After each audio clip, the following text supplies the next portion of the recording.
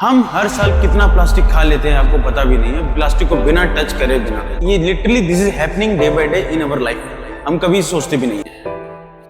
Hey guys, welcome back my channel plastic with मिज़क्स। मैं स्वागत है वंस अगेन। आज की वीडियो बहुत इंटरेस्टिंग होने वाली है और ऐसा वीडियो हमने पहले कभी नहीं बनाया है और इतना प्रैक्टिकल एग्जांपल के साथ हम आपको उसको बिलीव करने वाले हैं आज आप सब लोगों के साथ कि ये literally this is happening day by day in our life, हम कभी सोचते भी नहीं है। हम हर साल कितना प्लास्टिक खा लेते हैं आपको पता भी नहीं है, प्लास्टिक को बिना टच करे बिना। जी हाँ, आपने सही सुना कि प्लास्टिक को कैसे हम खाते हैं। मैं तो डेली रूटीन अगर फॉलो करूं, अगर मैं पर्सनली देखूं तो नॉर्मल उठता हूं, ब्रेकफास्ट करता हूं, ऑफिस जाता हूं, अपना लंच करता हूं, डिनर करता हूं, चिल आउट करता हूं दोस्तों के, शाम को आके अपने घर आके खाना खा के सो जाता हूं। एक ये बेसिक सा एक ये यूनिवर्सल हैबिट है, ये सभी लोग फॉलो करते हैं।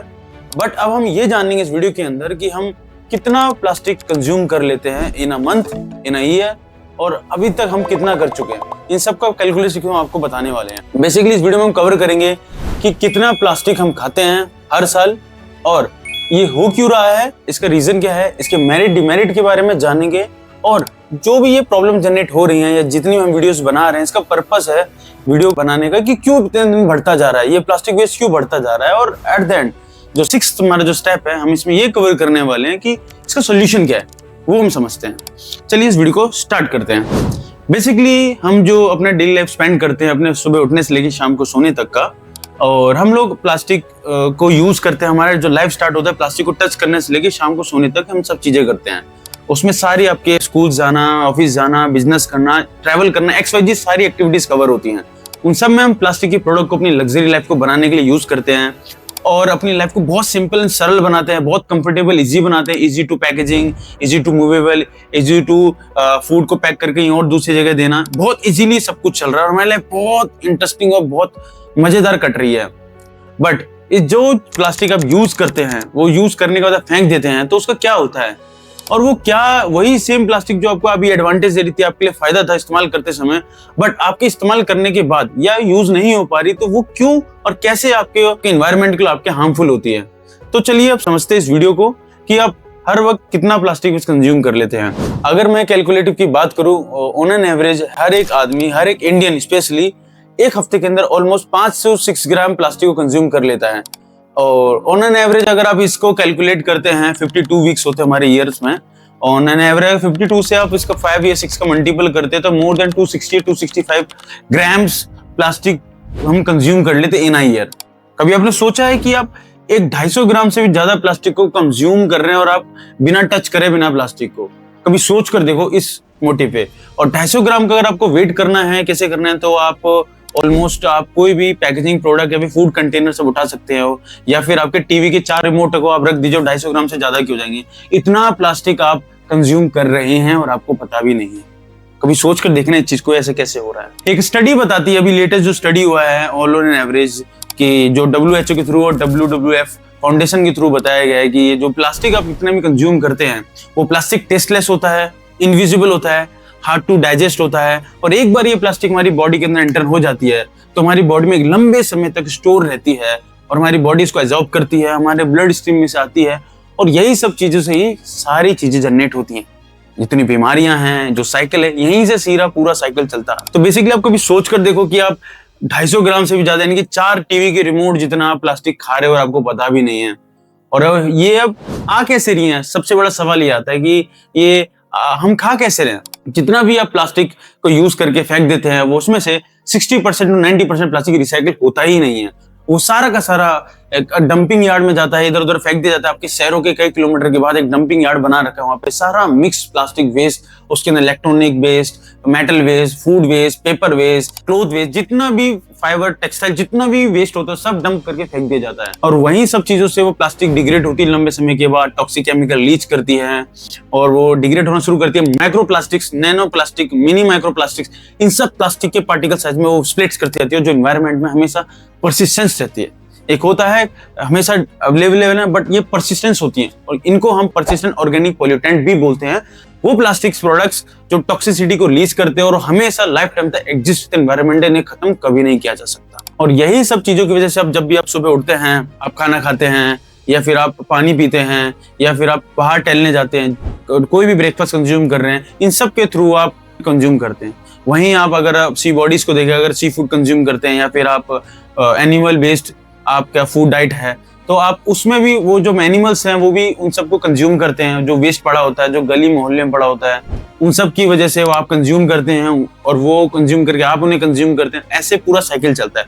कुछ इस तरह आप वो प्लास्टिक वेस्ट आपके बॉडी के अंदर जाता है हमेशा एनवायरनमेंट में, और आपकी बॉडी में हमेशा एग्जिस्ट रहता है। और वही धीरे धीरे लॉन्ग लास्टिंग प्रोसेस से धीरे धीरे वो टॉक्सिसिटी रिलीज करता है, टॉक्सिक केमिकल रिलीज करता है। और जितने भी छोटे पार्टिकल्स होते हैं, प्लास्टिक का टेंडेंसी होता है एटमॉस्फेयर इफेक्ट के कारण, और मिनी माइक्रो प्लास्टिक और मिनी माइक्रो मैसो प्लास्टिक्स में स्प्लिट्स करना शुरू कर देता है। मतलब जितना छोटा आप सोच सकते हैं या जितना आपके पास कैलिबर है उसको मेजर कर रहे हैं, उतने छोटे प्लास्टिक में स्प्लिट्स होने लगती है। अब बात करते हैं कि इसके मेरिट के बारे में। हम समझते हैं कि इसको बनाया क्यों गया था, इसको हम यूज क्यों कर रहे हैं, फायदा क्या है। बेसिकली जब प्लास्टिक बनाया गया था, जो इस राइट पर्पस के लिए यूज किया गया था इसको, कि हम इसको फूड पैकेजिंग के लिए यूज करेंगे, एक फूड को एक जगह से दूसरे जाने में यूज करेंगे, एक लंबे समय तक इसको फ्रेशनेस रहेगा, या आप किसी भी आप सर्जिकल इक्विपमेंट्स में बहुत हेल्पफुल होता है, और डिजीज लगने के चांसेस कम होते हैं, इन्फेक्शन लगने के चांसेस कम होते हैं, और बहुत सारे एक्सेप्शन हमने एडवांटेज को देखते हुए किया था कि हमारे लाइफ को कंपैटिबल बनाएगा। और जितने भी जैसे मेटल प्रोडक्शन होता था तो उसमें बहुत सारा फ्यूम्स निकलते थे,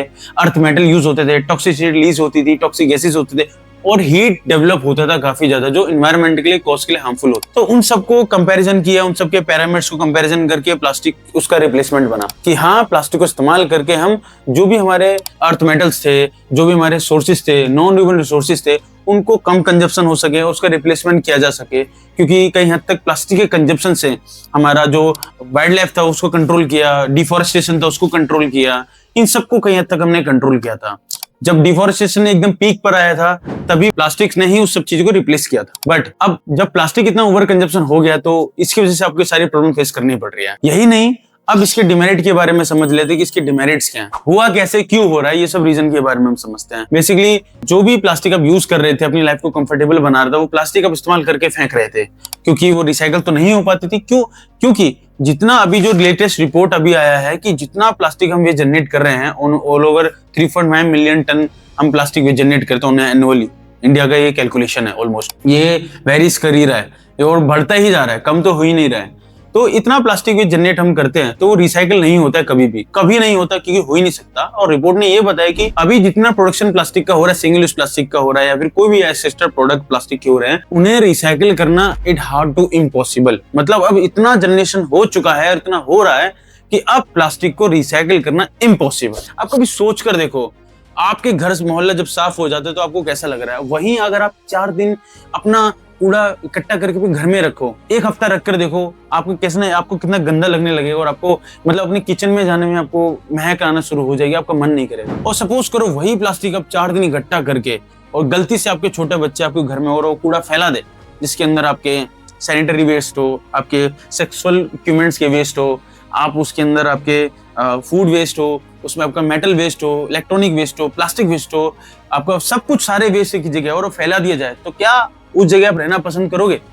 ये क्या एक्सेप्ट करोगे? आप अपने बच्चों से दूर रखोगे, हटो ये गंदगी है, इससे बीमारी बनी। वही गंदगी जो आपके द्वारा इस्तेमाल की गई, वो आपने जनरेट किया और वही आपके घर में रखे हो, गलती से भी फैल गया, उसे फैला दिया। कंडीशन एक हाइपोथेटिकल कंडीशन आप सोच के देखिए। आप सोचो, अब यही सब वेस्ट इकट्ठा होकर जब बाहर जाता है तो आप कैसे एक्सपेक्ट कर सकते हैं कि गवर्नमेंट इसको साफ कर दे, या इसको कोई कंपनी से साफ कर ले, कंपनी से मेंटेन कर ले? कैसे आप कैसे एक्सपेक्ट कर सकते हैं? आप कभी सोच कर देखो सब चीजें। यही सब चीजों की वजह से जो प्रॉब्लम बढ़ती जा रही है, आप देखेंगे तो आपको इनफर्टिलिटी हो रही है, हार्मोन डिस्टर्ब्स हो रहे हैं, बच्चे नहीं हो रहे हैं, IVF के थ्रू बच्चे हो रहे हैं, लोगों को सोचने की क्षमता खत्म होती जा रही है, लोग इरिटेट जल्दी होते हैं, गुस्सा जल्दी करने लगते हैं, उनकी वीर्य क्षमता, स्ट्रेस जल्दी बढ़ता जा रहा है, डायबिटीज हो रहा है, कैंसर्स हो रहे हैं।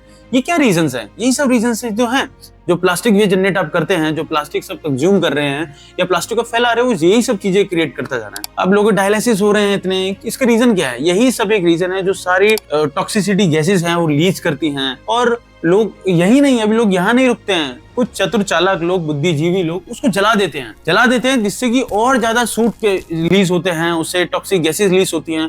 वो सारा जो ब्लैक आपको दिखता है ना धुआं, उसे हम सूट बोलते हैं। उसके अंदर हाफ बर्न कार्बन्स होते हैं, उसमें बर्न कार्बन्स होते हैं, वो ऊपर जाके स्टोर होते हैं, जिससे कि एसिडिक रेन बनता है ऊपर जाके। जब ऊपर बनता है ना, कहते हैं कि पहली सावन का बारिश नहीं आना चाहिए, यही रीजन की वजह से नहीं आना चाहिए, क्योंकि सारा टॉक्सिसिटी होता है उसके अंदर, सारा पॉल्यूशन होता है, ऊपर जाके जम जाता है, इसीलिए एसिडिक रेन का कारण बनता है और यहीं से पूरा साइकिल खराब होता है। आप बोलते हैं ना क्लाइमेट चेंज हो रहा है, एकदम गर्मी बढ़ रही है, एकदम ठंड पड़ रही है, या बारिश का सीजन नहीं है, बारिश होती जा रही है, this is called climate change, और आपका साइकिल पूरा डिस्टर्ब हो चुका है। ऐसे न जाने कितने डिमेरिट्स हैं जिसकी वजह से जानवर भी मरते हैं। आप जब खाना फेंक देते हैं, फूड वेस्ट फेंक देते हैं, तो वहां की तलाश में खाने जो जानवर होते हैं वो भी उसको कंज्यूम करते हैं, वो उसे खा के मर रहे हैं, यही रीजन की वजह से मर रहे हैं। और यही नहीं, जो भी लैंड पिकर होते हैं, वहाँ पे रैक पिकर वाले होते हैं, वो जो रहते हैं वहां पर उसको सब काम करते हैं, इसका इकट्ठा करके रखते हैं, उनके छोटे छोटे बच्चे खाने की तलाश में उस प्लास्टिक वेस्ट को खा रहे हैं।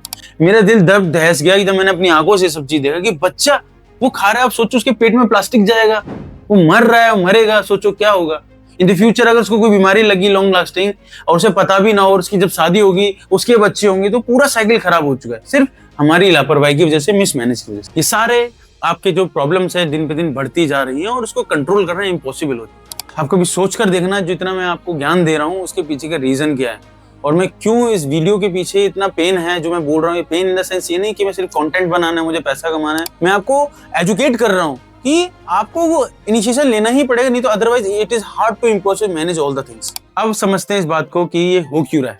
हमारा जो फिफ्थ टॉपिक है कि ये हो क्यों रहा है, सबसे बड़ा मेन रीजन है कि हमारा जो पॉपुलेशन है वो दिन पे दिन बढ़ता जा रहा है, यही सब रीजन की वजह से। और जो रिसेंटली जो पॉल्यूशन जनरेट हो रहा है वो जेंजी की वजह से ही हो रहा है, क्योंकि वो लोग मैनेज नहीं कर रहे हैं, प्लस वो एजुकेटेड नहीं है, अवेयर नहीं है इसकी चीज़ों के लिए, हम लोग इन सब चीज़ों को बताते नहीं हैं, वो सब वही कंटेंट ऑनलाइन भी वही कंज्यूम कर रहे हैं जो सिर्फ एक छोटे 2 मिनट के लिए उन्हें एंटरटेन करता है, लर्निंग वाला कोई सीख नहीं करते हैं वो। जिसकी वजह से क्या हो रहा है, मिसमैनेज करना, ओवर कंजप्शन करना, ओवर से ओवर ज्यादा कंजप्शन करना, और सबसे बड़ी बीमारी जो भी बनी है, जो हमको आलस बना रहा है, 10 मिनट की डिलीवरी वाला जो इतना भी प्रोडक्ट है आप ले रहे हैं, ऑनलाइन पैकेजिंग प्रोडक्ट आप ले रहे हैं, या कुछ भी आप ऑनलाइन कुछ भी मंगा रहे हैं, 10 मिनट के अंदर आ रहे हैं। सोचो 10 मिनट के अंदर इतना सारे प्रोडक्ट, आपने 10 प्रोडक्ट बनाए, 10 प्रोडक्ट अलग अलग पैकिंग में आते हैं, और प्लस वो 10 प्रोडक्ट को एक पॉलिथीन में रख के भेजा जाता है, तो मतलब कितना प्लास्टिक भी जनरेट होता है आप कभी सोच भी नहीं सकते। तो मतलब इतना सेंसलेस चीजें बनाई गई है कि अब इसको आप ओवर कंजप्शन इतना होता जा रहा है कि आप इसे वैल्यूएट नहीं कर रहे हैं। जितनी ब्रांड हैं वो क्या करेंगे, ज्यादा से ज्यादा इस प्लास्टिक को रिप्लेस करके पेपर कर देंगे। क्या पेपर 100% सक्सेसफुल होता है? Paper is much more toxic than plastic, क्योंकि वो सिंथेटिक होता है, प्रोसेस किया होता है, उसमें बहुत सारे केमिकल ट्रीटमेंट्स होते हैं, थर्मल पेपर्स होते हैं, आप कभी सोच भी नहीं सकते हैं आप कहाँ जाओगे, किससे रिप्लेस करोगे। ये सारी जो प्रॉब्लम्स है ना हम ही है। इसका एक ही सारांश निकलता है इस वीडियो का कि हमारी मेंटेलिटी ही इतनी पुअर है कि हम ना तो मैनेज कर रहे हैं, ना तो हम समझना चाहते हैं, ना ही हम रिस्पॉन्सिबिलिटी समझ रहे हैं। हम बस यूज एंड थ्रो करके अपनी डेली लाइफ को व्यतीत करके खत्म करते जा रहे हैं बस, जिसकी वजह से ओवर कंजप्शन बढ़ता जा रहा है, इतनी प्रॉब्लम जनरेट होती जा रही है। यही एक रीजन की वजह से ये सब बढ़ता ही जाएगा आगे, और ये सब धीरे धीरे आपको जो प्रॉब्लम जनरेट हो रही है, अभी तो शुरुआत हुई है, अभी तो बहुत कुछ देखना बाकी है आप लोगों को। चलिए अब लास्ट स्टेप पर आते कि अब करना क्या है। ये तो मैंने वो ज्ञान की बातें दे दी आपको कि ये सब हो रहा है, ये सब प्रॉब्लम से रियलाइजेशन करवा दिया आपको, या ऐसे कर रहे हो, बट अब इसका सॉल्यूशन क्या है। सॉल्यूशन बेसिकली ये है, सबसे पहला आप अपने डेली रूटीन हैबिट्स को बदलें, जितना हो सके प्लास्टिक को मल्टीपल टाइम यूज करिए, यूज एंड थ्रो वाला माइंडसेट को हटाइए। अगर आप कहीं भी जा रहे हैं या बाहर से सामान लेकर आते हैं तो अपने कैरी बैग को कंटेन करके रखिए, ठीक है। उसके बाद आप हो सके तो जितनी भी ब्रेवरेज की जितनी भी बॉटल्स है उसको घर में यूज करिए। फूड कंटेनर जो भी आप ऑनलाइन फूड मंगाते हैं उसमें जो कंटेनर बचते हैं घर में इस्तेमाल कीजिए, या फिर आप खाने को किसी को दे सकते हैं तो उसमें खाना भर के किसी गरीब लोग को दे सकते हैं, उसको एटलीस्ट आप उसको 1 से 2 बार ज्यादा इस्तेमाल कर सकते हैं। इसके अलावा बहुत सारी चीजें आपको आर्ट एंड क्राफ्ट की चीजें समझनी है, उससे जो भी आपको छोटे मोटे आपको ऑनलाइन बिजनेस चालू करना है तो उसके लिए आप मेरी वीडियोस को देख सकते हैं। मैंने बहुत सारे ऐसे बनाए गए हैं, मेरी टीम है पूरी, आप उससे समझ के अपना ऑनलाइन प्लेटफॉर्म चालू कर सकते हैं, ऑनलाइन सेल चालू कर सकते हैं, बिजनेस चालू कर सकते हैं और एनवायरनमेंट को बचा सकते हैं। जितना हो सके अपनी रिस्पॉन्सिबिलिटी समझिए, प्लास्टिक को साफ सुथरा रखिए, पूरी शेप एंड साइज में रखिए, क्रश ना करिए ताकि वो रिसाइकल तक कुछ तो एफर्ट जाए। और जितना हो सके अपने घरों में आप मेटल वेस्ट और प्लास्टिक वेस्ट को अलग रखें, फूड वेस्ट को प्लास्टिक वेस्ट को अलग रखें, क्योंकि फूड के अंदर ही हमारे मसाले वगैरह ऑयल वगैरह होते हैं जो प्लास्टिक को जल्दी डिग्रेड करने में हेल्प करते हैं। यही सब हैबिट्स है आपको मेंटेन करनी होंगी। और अदरवाइज आपको इसके अलावा कुछ भी जानना है तो आप पर्सनली मुझे डीएम कर सकते हैं मेरे इंस्टाग्राम पे, फेसबुक पे, कहीं भी जाके आप करके देख लीजिए। और आपको हर जगह इंस्टेंट एक हाई एंड एक्सपीरियंस क्वालिफाइड लोग आपको इंटरेक्ट करेंगे और आपके हर प्रॉब्लम का सोल्यूशन को करेंगे। बिजनेस साइड इंक्वायरीज करनी है आपको, XYZ कुछ भी करना है। तो बेसिकली अगर आप वीडियो के एंड तक आप टिक चुके हो तो बहुत अच्छी बात है, क्योंकि वीडियो बहुत अच्छा और इन्फॉर्मेटिव था। इस वीडियो में जो भी आपने कंज्यूम किया, जो भी आपने समझा, जो भी आपको रियलाइजेशन हुआ, इस वीडियो को अपने एंड से अपने टर्म्स में, अपने मोहल्ले, अपने सोसाइटी, अपने कॉलोनीज में फैलाना शुरू करें ताकि एनवायरनमेंट को बचाया जा सके। तो इस वीडियो को जितना हो सके शेयर कीजिए और खुद को बचाइए, एनवायरनमेंट को बचाइए और अपने आने वाली जनरेशन को बचाइए। Be happy by using plastic.